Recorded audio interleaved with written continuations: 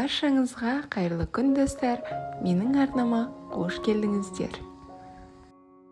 Бүгін мен сіздермен бірге банан қосылған брауни пирогын дайындайтын боламын. Бұл пирогты сіздер де менімен бірге міндетті түрде дайындап көріңіздер. Толықтай қажетті ингредиенттерді описание бөліміне қалдырып кететін боламын. Видеоны көрмес бұрын менің арнама тіркеліп, қолдап кетуді ұмытпаңыздар. Ең алдыменен видеода көрсетілгендей бананды шаңышқының көмегімен толықтай езіп аламыз. Негізі менің сіздерге кеңесім, піскен бананды алуларыңызға кеңес беремін, себебі тез әрі оңай езіледі. Бананды толықтай біркелкі массаға енгенге дейін езіп дайындап аламыз. Ендігі кезекте біз пирогтың сұйық массасын дайындайтын боламыз. Ол үшін бізге қажетті 3 жұмыртқаны арнайы ыдысымызға салып, қантпен қосып араластырып аламыз. Бізге бұл жерде венчик қажет болады.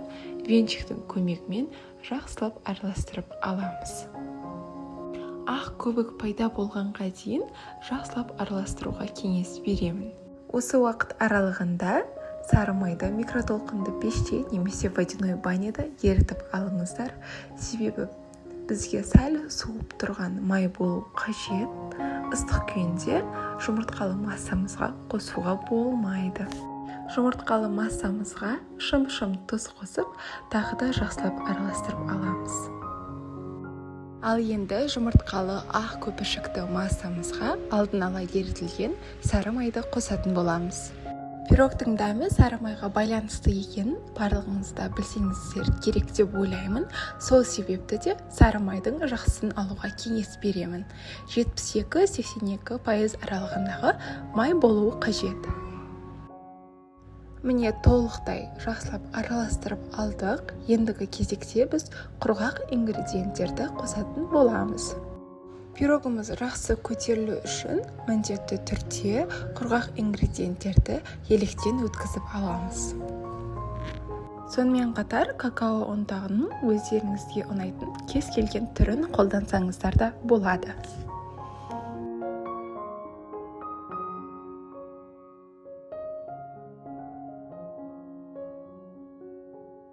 Тағы да ескере кететін жайт, сұйық массаны араластыру барысында бір бағытқа қарай араластыруға кеңес беремін. Себебі екі бағытқа араластыратын болсаңыз, пирогымыз жақсы көтерілмей қалуы мүмкін. Сол себепті бір бағытқа қарай араластырып отырыңыздар.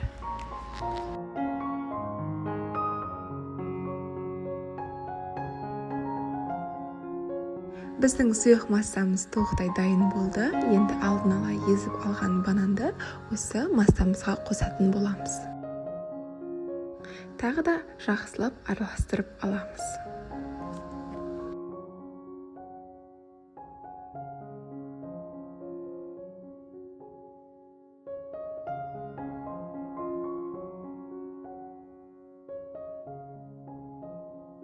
Егер сізде бананның үлкен бөліктері жақсы езілмей қалған болса, лопатканың көмегімен езіп жақсылап араластырып алуға болады.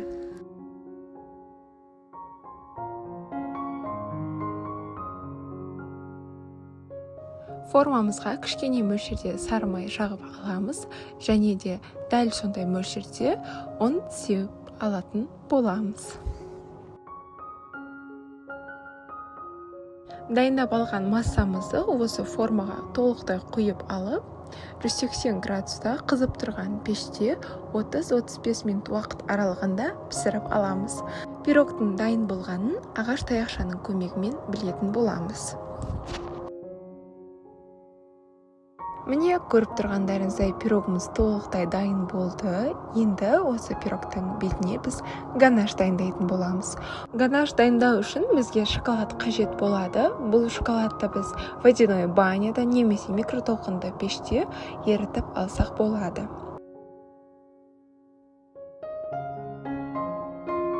Ағаш таяқшаның көмегімен пирогымыздың бетінен дәл осылай тесіп шығып, осы шоколадты ганашымызды құятын боламыз. Өз қалауларыңызша әсемдесеңіздер болады. ақ шоколадпен де дәмі өте дәмді болып шығады. Міндетті түрде жасап көріңіздер. Бірақ қара шоколадпен өте дәмдірек болады.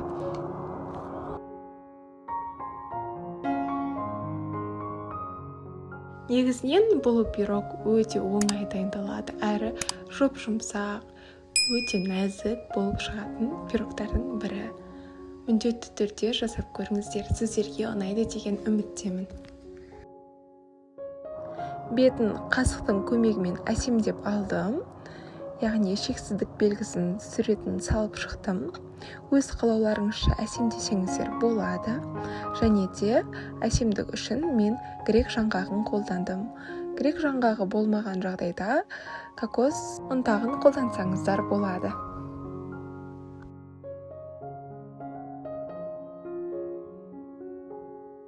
Міне, пирогымыз толықтай дайын болды. Өте әдемі әрі өте оңай дайындалатын пирогтың бірі деп айтсам да болады. Міндетті түрде маған қолдау білдіріп, менің арнама тіркеліп кетуді ұмытпаңыздар. Бұл мен үшін өте маңызды. Сіздерге кесілген түрінде де көрсеткім келіп тұр. Міндетті түрде дайындап көріңіздер. Менімен бірге соңына дейін болғандарыңыз үшін рахмет, достар. Егер осы пирогты дайындап жатқан болсаңыздар, мені белгілеп кетуді ұмытпаңыздар. Бұл мен үшін өте маңызды. Егер түсінбеген сұрақтарыңыз болса, комментарияда қалдыруларыңызды сұраймын. Мен сіздерге міндетті түрде жауап беремін.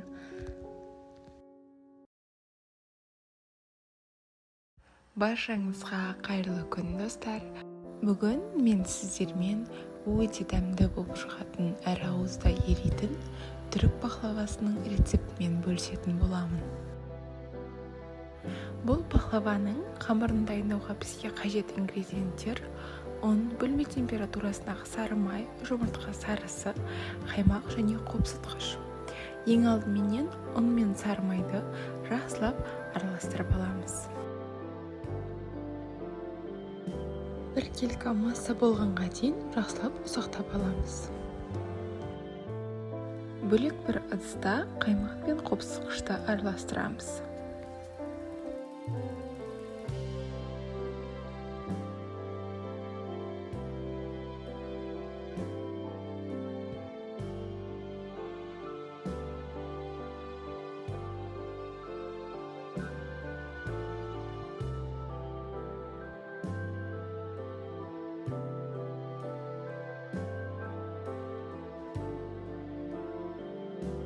Осы дайын болған масса мен жұмыртқа сарысын біз ұсақталған қамырымызға қосатын боламыз.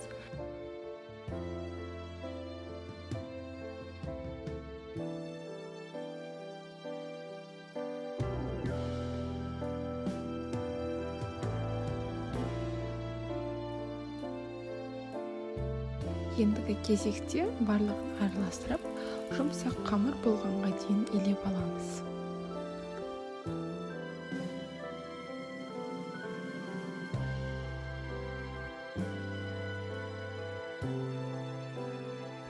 Міне, біздің қамырымыз дайын. Енді осы дайын болған қамырды біз тоңазытқышқа 30 минутқа қоятын боламыз. Қамырымыз тоңазытқышта тұрған уақытта біз салмасын дайындап аламыз. Ең алдыменен осы грек жаңғағын жақсылап блендердің көмегімен ұсақтап аламыз.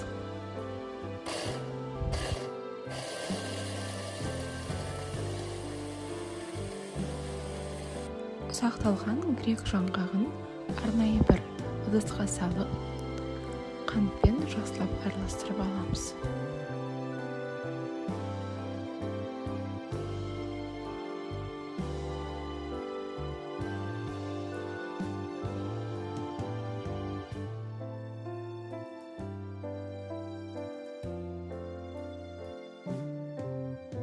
Қант пен жаңғақты жақсылап араластырып алған соң, жұмыртқаның ақуызын қосып, тағы да бір рет араластырамыз. Яғни біз осылай салмасын дайындап аламыз.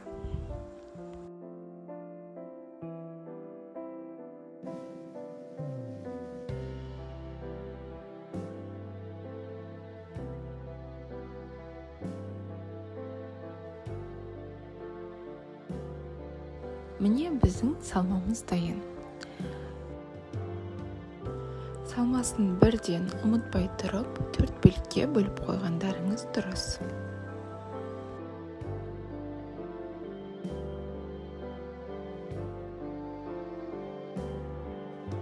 Ал енді тоңазытқыштан қамырымызды шығарып, 5 бөлікке бөлетін боламыз.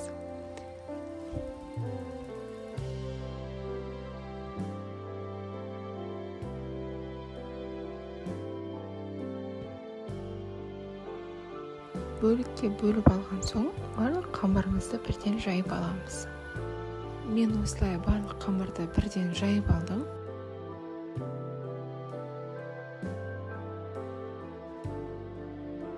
Өздеріңізде қандай форма бар, сол формаға туралап жайып алсаңыздар болады.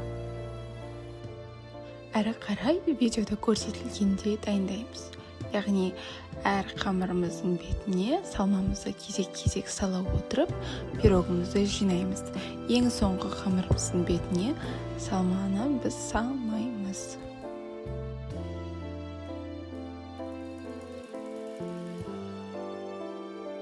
Ал енді біз өзімізге ыңғайлы кішкене бөліктерге бөліп аламыз.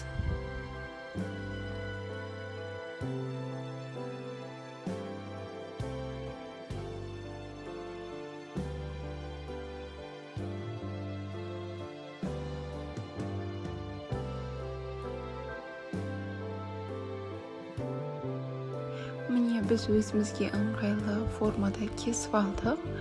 Енді біз осы пирогтың бетіне жұмыртқа сарысын жағып шығамыз.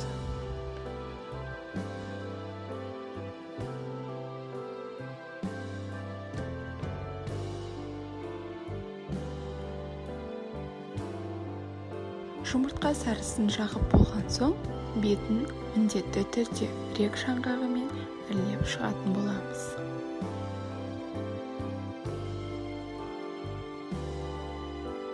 Біздің пахлавамыз дайын. Енді біз пахлаваны қызып тұрған пеште 180 градуста 30-35 минут уақыт аралығында пісіріп аламыз.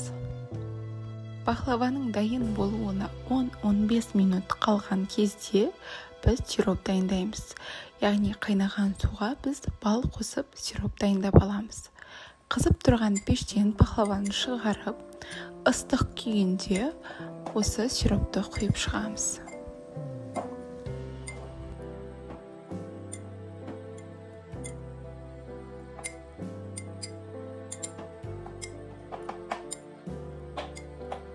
Міне біздің пахлава дайын болды. Өздеріңіз көргенде өте дәмді әрі өте тез дайындалатын пахлава. Рецепт ұнаған болса, менің каналыма тіркеліп, лайк басуды ұмытпаңыздар. Ал енді мен сіздерге осы пахлаваны кесілген түрде көрсетейін. Қараңыздар, шыққанда күшті болып шыққан мен айтпасам да, видеода көрініп тұрған шығар. Өте нәзік әрі жұмсақ. Міндетті түрде дайындап көріңіздер. Баршаңызға қайырлы күн, менің каналыма қош келдіңіздер. Бүгін біз сіздермен сүзбеден өте дәмді болып шығатын пирог дайындайтын боламыз. Бізге қажетті ингредиенттер: ұн, қант, бөлме температурасындағы сары май, 2 жұмыртқа сарысы, қаймақ және қопсытқыш қосамыз. Ең алдыменен ұн мен бөлме температурасындағы сары майды жақсылап ұнтақтап араластырып аламыз.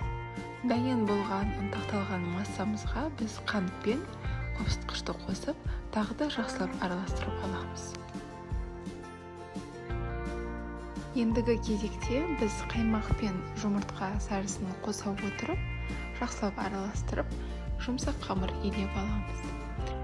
Міндетті түрде қаспен араластыру шарт емес, өздеріңізге қалай ыңғайлы, солай араластырып қамыр илеп алсаңыздар болады. Дайын болған қамырымызды 30 минутқа тоңазытқышқа қойып қоямыз.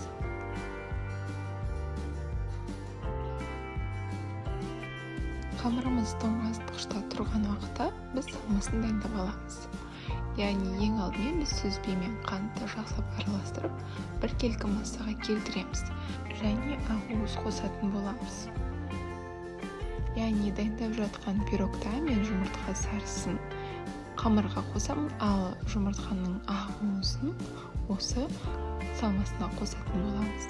Жақсылап араластырып, бір келкі массаға келтіреміз. Массамыз дайын. Тағы да айта кететін жайт, егер сіздер пирогты бірден жасайтын болсаңыздар, салмасын дайындай берсеңіздер болады. Ал егер салмасын бірден қоспайтын болсаңыздар, мен сияқты ұзақ уақыт ұстап қойсаңыздар, осылай видеода көрсеткендей сүзбеміз суланып кетуі мүмкін. Сондықтан менің сіздерге кеңесім, салмасын тек пирогты дайындайтын кезде дайындап қойсаңыздар болады.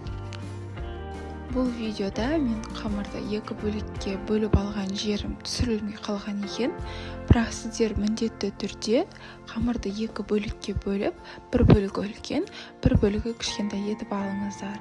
Кішкентай бөлігін біз осылай әсемдеуге қолданатын боламыз. Дайын болған пирогымыздың үстін жұмыртқа сарысымен немесе сүтпен жағып шықсаңыздар болады. Мен жұмыртқа сарысын қолдандым.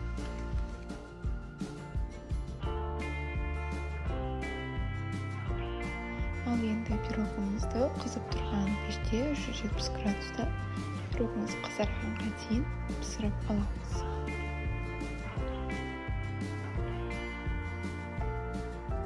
Пирогымыз дайын болды. Ал енді осы пирогымызды өз қалауларыңызша безендірсеңіздер болады. Мен үстінен қант ұнтағын сеуіп шықтым. Пирогты ыстық күйінде кеспегендеріңіз абзал. Осымен біздің пирогымыз дайын. Сіздерге ұнаған болса, менің каналыма тіркеліп алуды ұмытпаңыздар. Баршаңызға қайырлы күн достар. Менің арнама қош келдіңіздер. Бүгін мен сіздерге таңғы асқа сүзбеден жасалынатын сырнигидің рецептісін ұсынатын боламын. Бізге қажетті ингредиенттер сүзбе, жұмыртқа, ұн және де дәміне қарай қант қосатын боламыз. Сырнигидің жасалу жолындағы ең басты құпия бұл біздің сүзбеде. Яғни біздің сүзбе міндетті түрде құрғақ болу тиіс, әрі біркелкі формада болу қажет. Егер сіздерде ірілеу болса, сүзбелеріңіз осылай видеода көрсетілгендей шаңышқының көмегімен езіп аламыз, немесе блендер қолдансаңыздар болады. Біркелкі формаға келтіріп алған соң, біз дәміне қарай құмшекер қосамыз, жақсылап араластырып, кейіннен жұмыртқаны қосып, тағы да араластырып аламыз. Міне видеода көрсетілгендей, біркелкі күйге енгенге дейін толықтай араластырып аламыз. Ал ендігі кезекте біз өзімізге қажетті мөлшерде ұн қосатын боламыз. Біздің дайындап жатқан сырниктеріміз, яғни осы қамыры бір-біріне бірігетіндей күйге енгенге дейін жақсылап араластырамыз. Қолымыздың көмегімен де араластыруға болады. Яғни біріктіріп өзімізге ыңғайлы формаға келтіріп аламыз.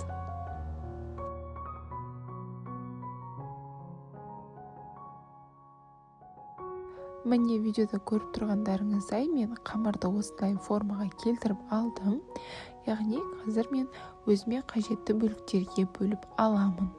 Маған осылай жасалу жолы өте ұнады, себебі уақытымды да үнемдейді, әрі сырниктер де өте әдемі болып шығады. Бөліктерге кесіп жатқан уақытта міндетті түрде кішкене мөлшерде ұн себуді ұмытпаңыздар.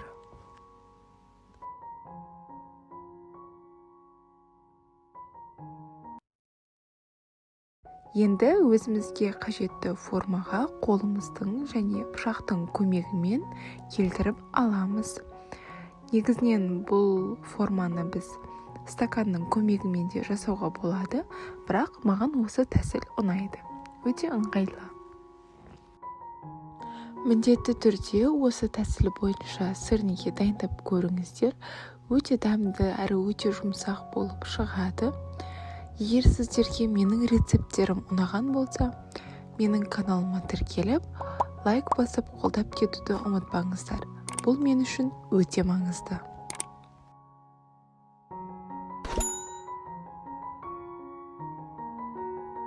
Міне толықтай сырниктерді дайындап алдым. Енді қызып тұрған табада пісіріп аламыз. Негізінен сіздер сырниктерді көп мөлшерде дайындап қойған болсаңыз, жарты бөлігін пісіріп, қалған бөлігін тоңазытқышта сақтасаңыздар да болады. Қызып тұрған табаға кішкене мөлшерде май құйып, осылай барлық сырниктерді орналастырып шығамыз. Енді табаның қақпағын жауып қойып, екі жағы қызарғанға дейін пісіріп аламыз. Сырниктер осындай сарғыштау күйге енген уақытта екінші бетіне аударып, пісіре берсек болады. Сырниктеріміз толықтай дайын болды. Өз қалауларыңызша әсемдеп, дастарханға ұсынсаңыздар болады. Рецепті соңына дейін толықтай көрген болсаңыздар, менің каналыма тіркеліп, қолдап кетуді ұмытпаңыздар. Менімен бірге болғандарыңыз үшін рахмет.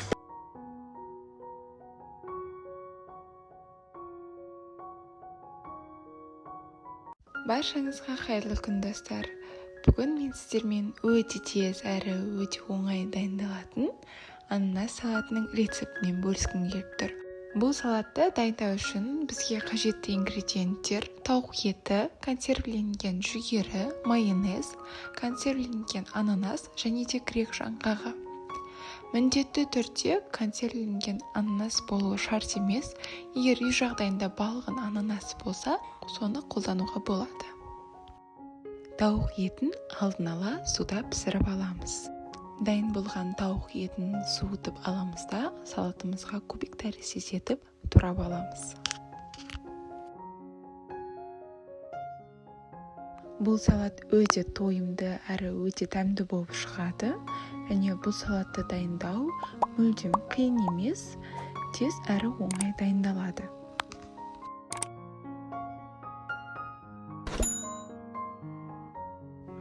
Тауық етін турап алған соң арнайы ыдысымызға саламыз. Келесі кезекте біз жүгері қосатын боламыз.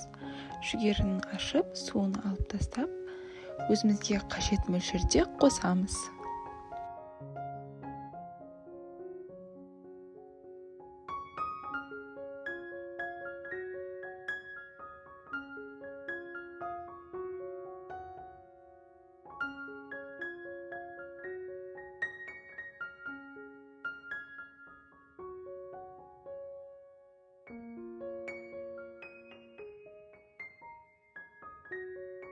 Ал ендігі кезекте біз консервіленген ананас қосатын боламыз. Бұл ананас менде дайын кесілген ананас екен, бірақ ірілеу болғандықтан мен тағы да кішкене ортасынан бөліп қостым. Консервіленген ананастың жақсысын алуға кеңес беремін, себебі ананас жақсы болмаған жағдайда салаттың түсі өзгеріп кетуі мүмкін.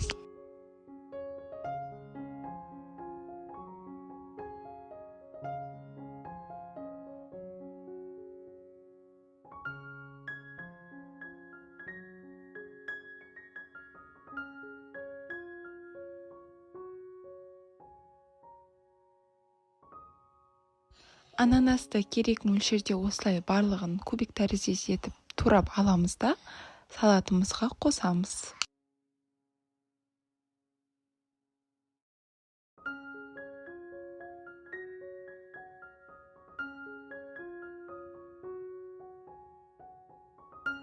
Ал ендігі кезекте біз блендердің көмегімен грек жаңғағын ұсақтап аламыз. Дайын болған грек жаңғағын осылай салатымызға қосамыз.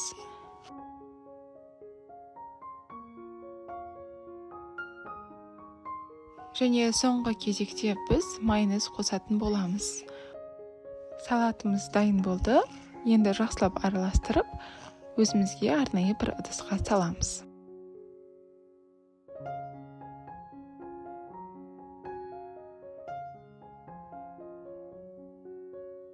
Демалыс күндері отбасыңызды қуантуға оңай әрі тез жасалынатын салаттардың бірі болып табылады.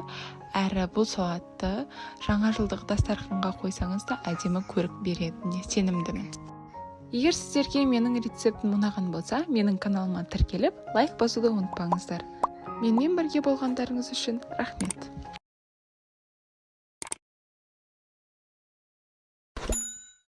Баршаңызға қайырлы күн достар.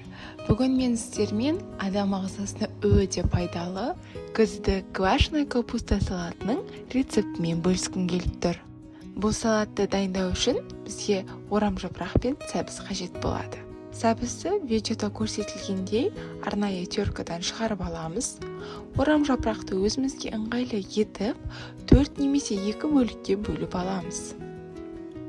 Негізінен бұл салат витаминге өте бай болып келеді.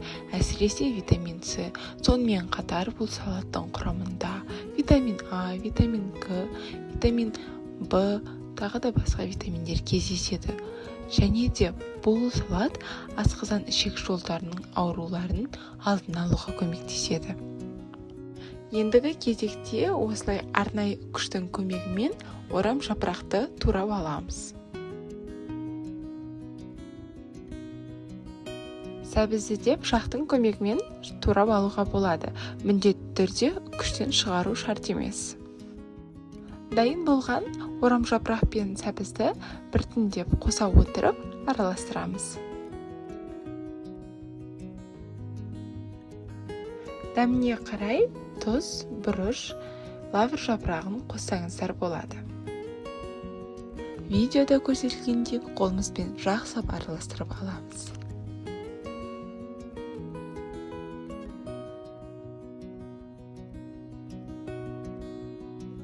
Салатымыз дайын болды.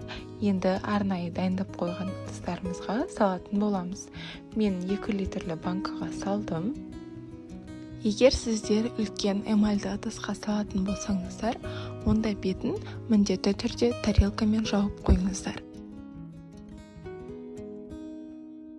Көріп тұрғандарыңыздай, бұл салатты дайындау мүлдем қиын емес. Салатты арнайы ыдысқа салып жатқан уақытта осылай үстінен тығыздап, бірнеше рет басып салу қажет.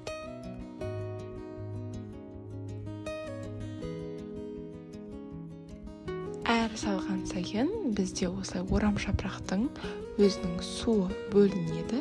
Сол суы бізде бетіне шыққанға дейін салатын боламыз.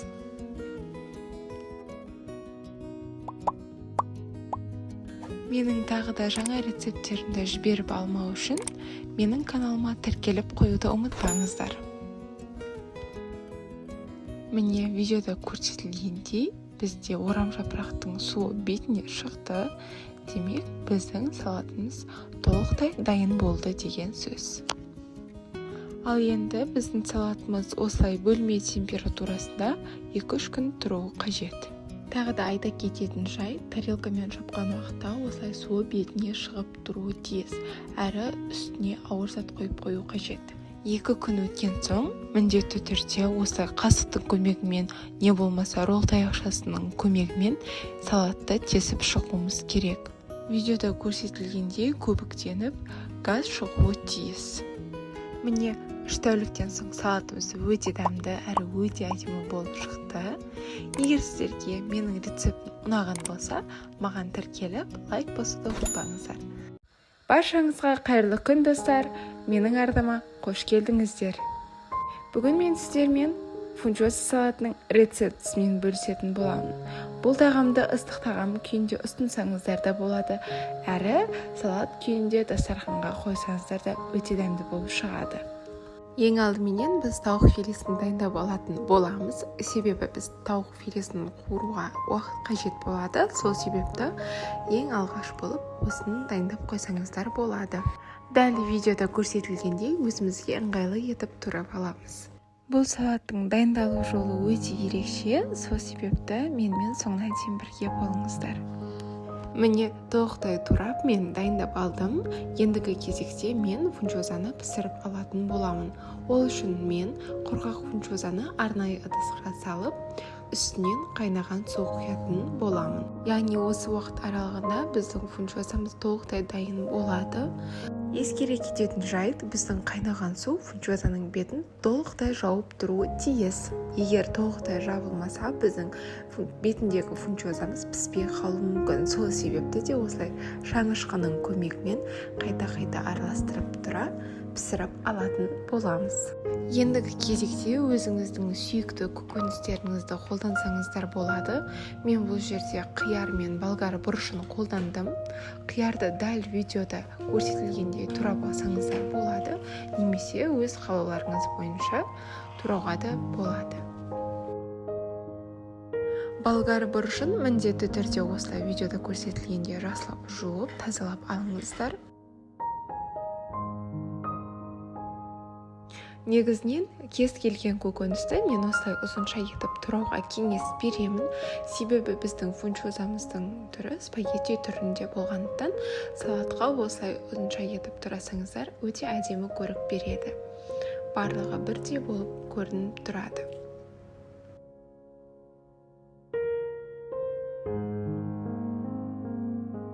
Міне салатқа қажетті ингредиенттерді толықтай дайындап алдым. Енді кезекте біз фунчозаны дәл видеода көрсетілгендей қайшының немесе пышақтың көмегімен осылай кесіп аламыз. Ең соңғы кезекте қызып тұрған табада мен осылай тауық етін қуырып аламын. Кішкене мөлшерде сұйық май құйыңыздар. Қызарған күйге енгенге дейін жақсылап қуыратын боламыз. Өзіңіздің сүйікті дәмдеуіштеріңізді қолдансаңыздар болады. Мен әдемі қызыл болып шығу үшін паприка дәмдеуішін қолдандым, және де тұз қосуды ұмытпаңыздар.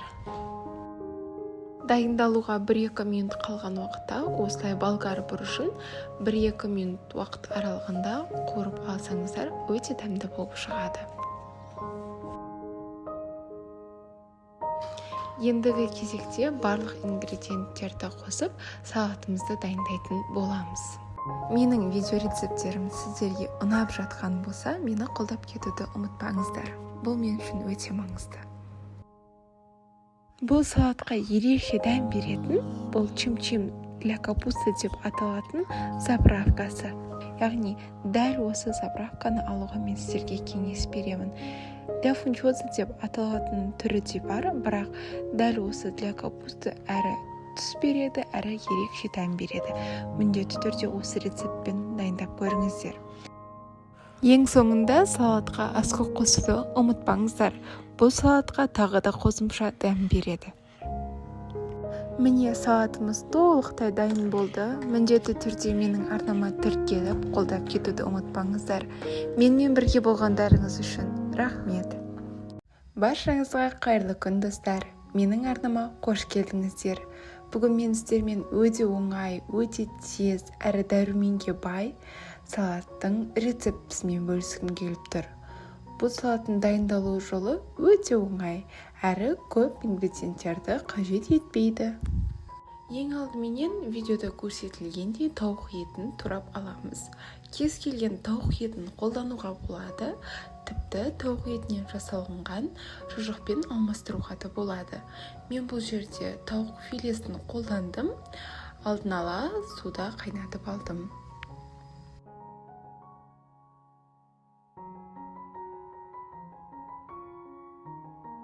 Қажет мөлшерде тауық етін турап алған соң, өзіміздің арнайы ыдысымызға саламыз. Келесі кезекте біз өзімізге қажетті мөлшерде анарды қосатын боламыз. Қаншалықты көп болса, соншалықты дәмді шығады. Келесі кезекте блендердің көмегімен грек жаңғағын ұсақтап аламыз. Блендер болмаған жағдайда жай ғана оқтаудың көмегімен немесе пышақтың көмегімен ұсақтап алуға болады. Арнайы ыдысымызға осы грек жаңғағын қосамыз. Дәміне қарай тұз, қара бұрыш, әрі сарымсақ қосуды ұмытпаңыздар. Бұл салатқа ерекше дәм береді, сонымен қатар өте дәмді болып шығады. Және де соңғы қосатын ингредиентіміз бұл майонез. Өздеріңізге қажетті мөлшерде қосасыздар. Мен майонез көп болған ұнатпағандықтан аз мөлшерде қосып араластырып алдым. Жақсылап араластырып алған соң біз бұл салатты әсемдейтін боламыз. Видеода көрсетілгендей орташалау кесе тәріздес ыдысқа осылай салатымызды тығыздап салып аламыз. Бұл салат алда келе жатқан жаңа жылыңызда дастарханыңызға өте әдемі сән беріп тұрады, әрі уақытыңызды да үнемдейді. Міндетті түрде жасап көріңіздер.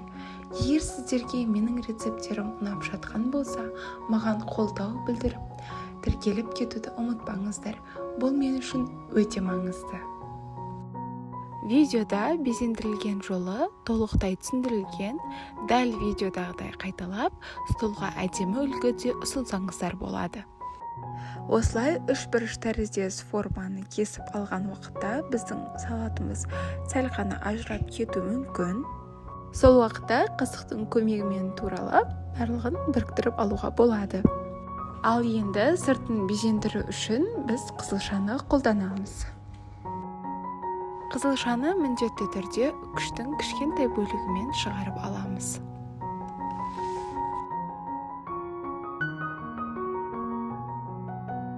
Қызылшаны толықтай шығарып алған соң біз салатымызды әрі қарай безендіреміз. Дайын болған қызылшаны осы салатымыздың бетіне қойып шығамыз. Міне салатымыз да дайын болып қалды. Ең соңында біз анармен салатымызды безендіретін боламыз. Қолымыздың көмегімен, не болмаса пышақтың, қайшының көмегімен осылай жабыстырып шығуға болады. Егер сіздерде жабыспай жатқан болса, майонез жағып, бетіне қойып шығуға болады. Егер сіздерге менің рецептім ұнаған болса, менің каналыма тіркеліп, лайк басуды ұмытпаңыздар. Бұл мен үшін өте маңызды. Қолдауларыңыз үшін рахмет. Міне салатымыз толықтай дайын болды. Өте тез әрі өте оңай дайындалатын, әрі жаңа жылдық дастарханда столдың көркін ашып тұратын салаттың бір түрі. Дәмі де өте ерекше болып шығады. Міндетті түрде дайындап көріңіздер. Еңбек етіп жүрсең де таппайтыным, біреулерге тағы бар жақпайтыным. Қанша жерден адалмын дегенменен, жан табылар арыңды таптайтұғын. Барлығымен сыйласа білгеніңмен, адамдарға жақын болып жүргеніңмен, жақсы болып тұрсаң да біреу сенің кемшілік іздеп тұрады бір жеріңнен. Өзің түзе, өзіңнің тағдырыңды, жақсы іспен көркемде әр күніңді. Арпалысып ақмақ адамдармен еш уақытта кетірме қадіріңді. Көңіл аударып қайтесің әрбіріне, жүрмейді ешкім жаныңда бәрі бірде. Жағамын деп бәріне тырыспай-ақ, өз өміріңді өзің сүр, мәнін білде. Бұл өмірде ештеңе де мәңгі емес, мәңгі емес. Шаңызға қайырлы күн достар. Менің арнама қош келдіңіздер. Бүгін мен сіздермен оңай әрі тез дайындалатын винегрет салатының рецептісімен бөлісетін боламын. Менімен бірге соңына дейін болыңыздар. Бұл салатты дайындамас бұрын барлық ингредиенттерді толықтай дайындап алуымыз қажет. Қажет ингредиенттерді описание бөліміне қалдырып кететін боламын. Ең алдыменен біз суда пісіріп алған картопымызды осылай видеода көрсетілгендей өзімізге қажетті формада турап аламыз. Картопты толықтай турап алып, арнайы ыдысқа салатын боламыз. Ал ендігі кезекте біз тұздалған қиярды қосатын боламыз. Алла бұйыртса, мен сіздермен осылай қиярды қалай банкаға жабу керек жолымен сіздермен бөлісетін боламын. Сол себепті де менің арнама міндетті түрде тіркеліп қойыңыздар.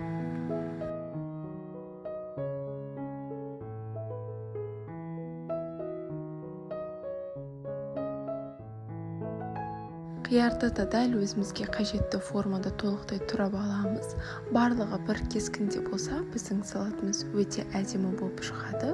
Сол себептен мен сіздерге тым үлкен емес, тым майда емес, орташа формада жасасаңыздар өте әдемі болып шығады.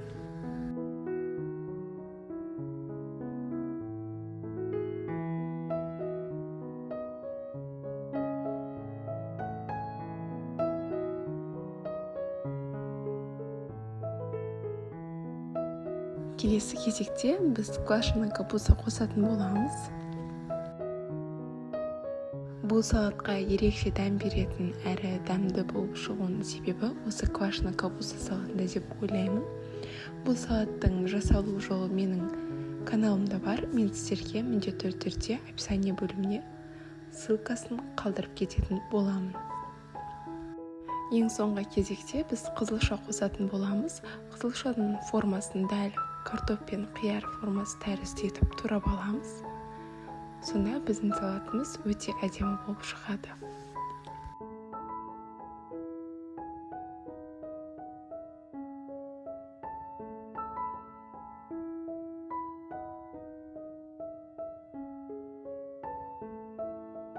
Міне барлық ингредиенттерді толықтай турап дайындап алдық.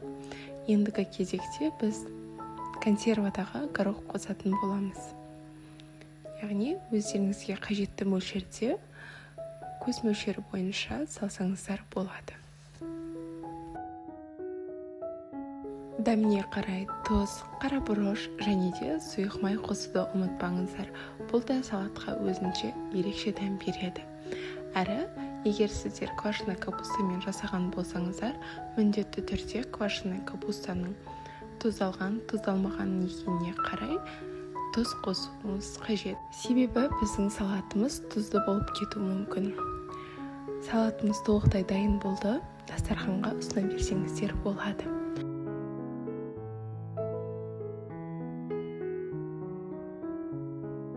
Өз қалауларыңыз бойынша салатты аскөк немесе петрушкамен әсемдеуге де болады.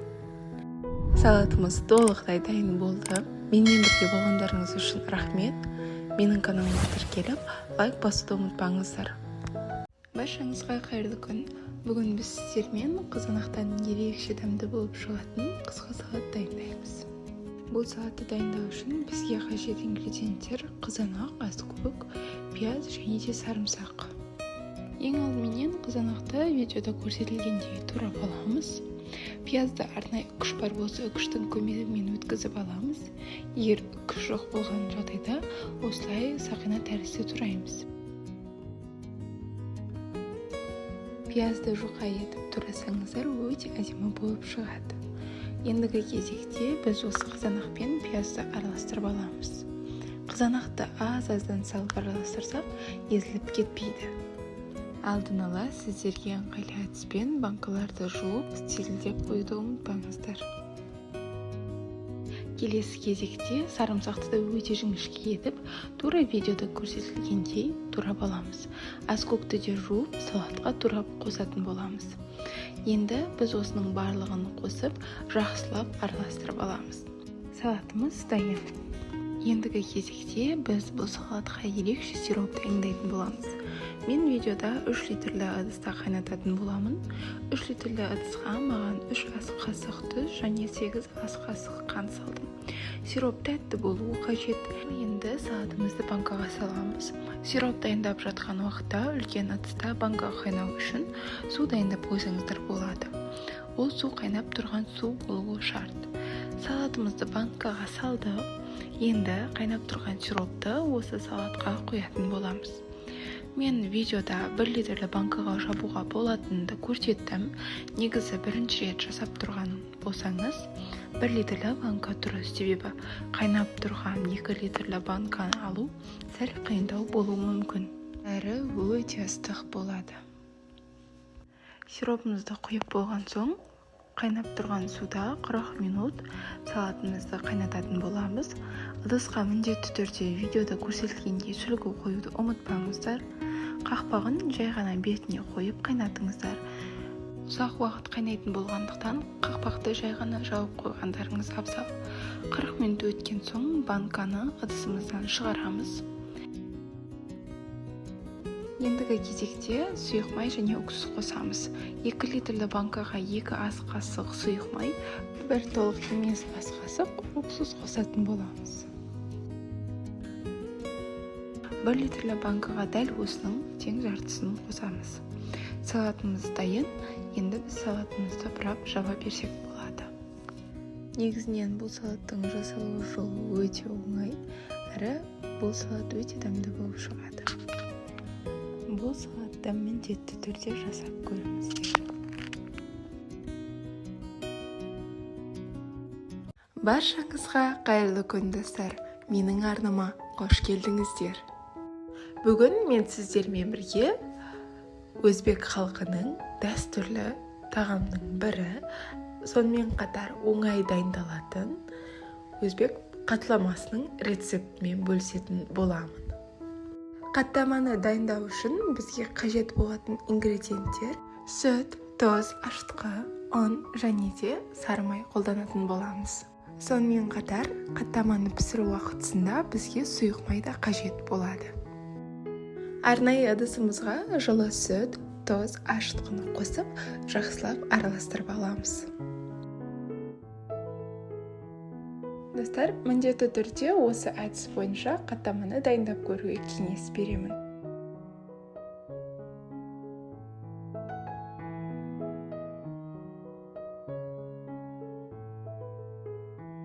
Келесі кезекте електен өткізілген ұн қосатын боламыз. Ұнды қанша мөлшерде қосу қажеттігін мен описание бөліміне толықтай қалдырып кететін боламын.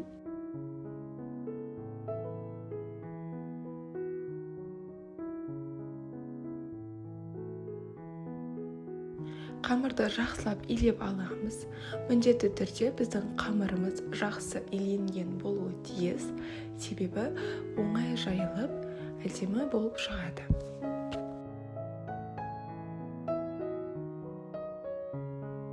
5-7 минут уақыт аралығында қамырымызды жақсылап илеп аламыз. Сонымен қатар біздің қамырымыз қолға жабыспайтындай қамыр болуы қажет.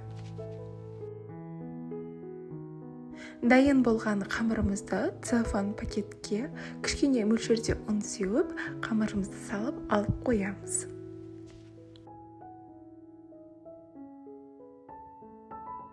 Шамамен 30 минут уақыт өткен соң біздің қамырымыз осылай көтерілді.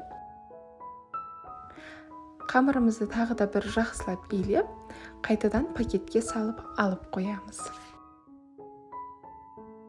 Біздің қамырдың жақсы иленгені видеода анық көрсетіліп тұр деп ойлаймын. Сол себепті де сіздер де жақсылап илеп, осындай қамыр жасауға тырысыңыздар. 15 минут уақыт өткен соң қамырымызды біз толықтай жаятын боламыз. Бұл видеода мен қамырдың жайылу әдісін де көрсетіп кеттім. Дәл осылай қамырды ең алдыменен басып, көбірек мөлшерде ұн сеуіп, жақсылап илеп аламыз.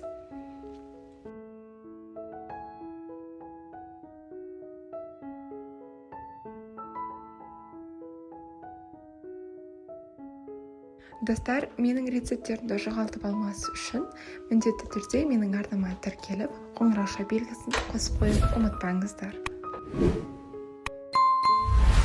Оқтауға ораған уақытта қамырды қатты баспаймыз, жай ғана алақанымыздың көмегімен қамырымызды жаятын боламыз.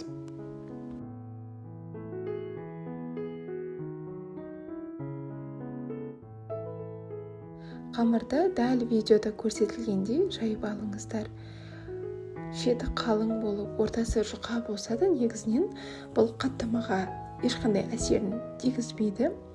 Себебі қаттаманың қамыры оралатын болғандықтан, қамыр біркелкі болып жайылуы міндетті емес. Егер сіз қамыр жаю жолын енді үйреніп жатқан болсаңыз, осы қаттаманың немесе қатпарлы самсаның қамырын жайып үйренсеңіздер болады. Себебі дәл осы қамыр бізде жайылып, маргаринмен оралатын болғандықтан, бізге біркелкі теп-тегіс болып жайылмаса да, осылай үйреніп алуға болады. Сол себепті ең алғаш қамыр жасап үйреніп жатқан болсаңыз, осы қамырды жасауға кеңес беремін. Міне біздің қамырымыз дайын болып қалды. Осы уақытта сары май немесе маргаринді ерітіп қоюды ұмытып кетпеңіздер. Қаттаманың дәмі сонымен қатар бізде сары майға байланысты болып келеді. Сол себепті де мен сіздерге пайыздық көрсеткіші жоғары майды қолдануға кеңес беремін. Мен закрома майын қолдандым. Дәл осы күйінде мен микротолқынды пеште толықтай ерітіп алдым. Дайын болған қамырымыздың үстінен осылай толықтай сары майды жағып шығатын боламыз.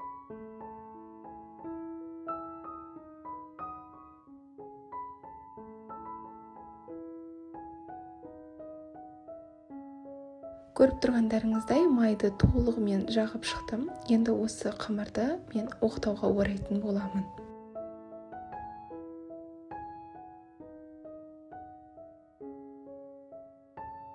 Қамырымызды оқтауға орап алған соң, осылай пышақтың көмегімен дәл ортасынан кесетін боламыз. Ендігі кезекте қолымыздың көмегімен оқтаудан қамырды ажыратып аламыз. Дәл видеода көрсетілгендей жасайтын боламыз. Енді осы қамырды мен 3 бөлікке бөліп алдым. Негізінен егер сіздер көп мөлшерде дайындаған болсаңыздар, қамырдың бөлігін көп бөліктерге бөліп дайындасаңыздар да болады. Енді осы 3 бөлікке бөлінген қамырды осылай орап алатын боламыз.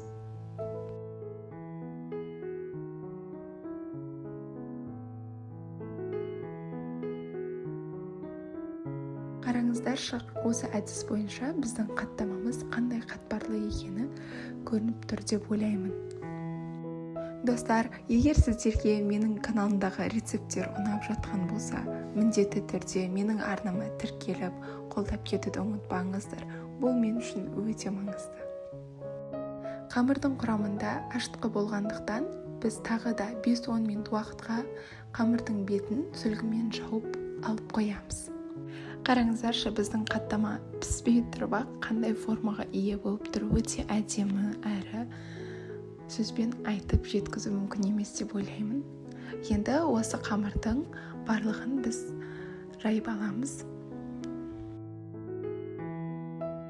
Кішкене мөлшерде ұн сеуіп алып, қамырымызды жаятын боламыз. Қамыр міндетті түрде біркелкі болып, шеттері әдемі болып, яғни дөңгелек формасында болу қажет. Дәл видеода көрсетілгенде жаюға кеңес беремін.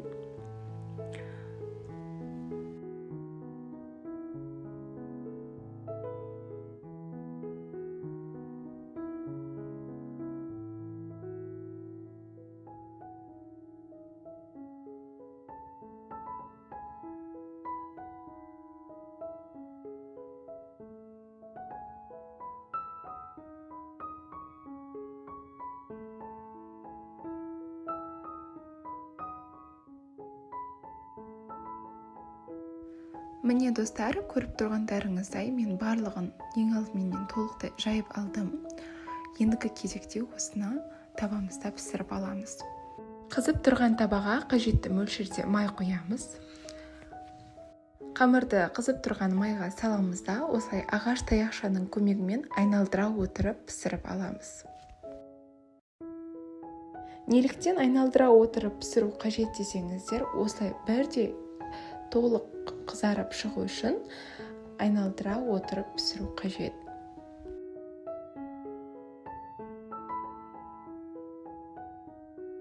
Міне достар, көріп тұрғандарыңыздай менің қаттамам өте әдемі, қызарып, қатпарлы болып пісіп шықты. Сіздерге де менің рецептім бойынша дайындап көруге кеңес беремін. Менің арнама тіркеліп, рецепттерімді қолдап кетуді ұмытпаңыздар. Менімен бірге соңына дейін болғандарыңыз үшін рахмет.